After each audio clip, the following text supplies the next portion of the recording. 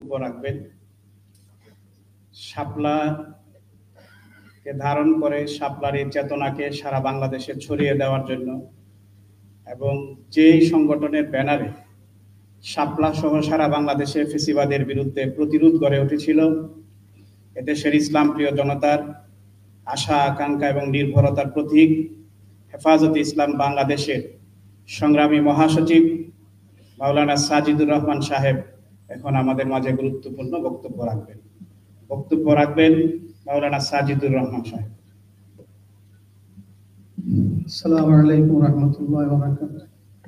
আউযু বিল্লাহি মিনাশ শাইতানির রাজীম। বিসমিল্লাহির রহমানির রহিম।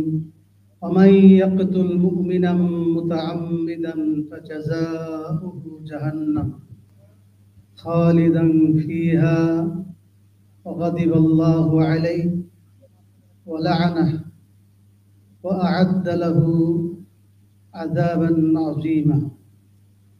وقال النبي صلى الله عليه وسلم ولو أن أهل السماء والأرض اشتركوا في دم مؤمن لأكبهم الله في النار।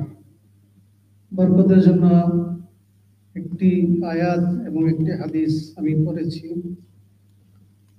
বক্তৃতা দেব না, তবে কথা সবই হয়ে গেছে। আজকে যে ভিডিও দেখেছি আমরা সেদিন রাতে সচক্ষে সেই দৃশ্য দেখেছি। ফজরের আগ পর্যন্ত এই গণহত্যা চলে। আমরা ফজরের অনেক পরে শাপলা চত্বর ত্যাগ করেছি। এই ভিডিও যখনই দেখা শুরু হয় আর সহ্য হয় না, ভিডিও বন্ধ করতে বলি। আজকে আমাদের সকলের প্রিয় আল্লামা মাহমুদ হক সাহেব সবাইকে এই জুলুম গণহত্যার কিছু দৃশ্য দেখাচ্ছেন, এই জন্য ওনাকে ধন্যবাদ জানাই।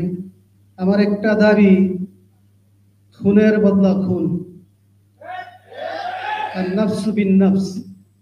খুনের বদলা খুন, রক্তের বদলা রক্ত। আমি চাই এই খুনিদেরকে শাপলা চত্বরে প্রকাশ্যে ফাঁসি দিতে হবে। আমাদের আজকের অনেক দাবি মামুন সাহেব বলেছেন, আমরা হেফাজতের অনেক দাবি, মামলাগুলি প্রত্যাহার হচ্ছে না, অতি দ্রুত মামলা প্রত্যাহার করতে হবে এবং এই শাপলা চত্বরের গণহত্যার বিচার, 21 সালের গণহত্যার বিচার, 24 সালের গণহত্যার বিচার অবশ্যই এখনই শুরু করতে হবে। নির্বাচনের আগে আগে এই বিচার কার্যক্রম দৃশ্যমান হইতে হবে। আমি আর কথা বাড়াইতে চাই না, আমিও অনেক পেরেশানির মধ্যে, সবাই ধৈর্যহারা হয়ে যেতেছে, সময় অনেক হয়ে গেছে। সবাইকে অনেক অনেক ধন্যবাদ দীর্ঘ সময় অবস্থান করার জন্য। আবার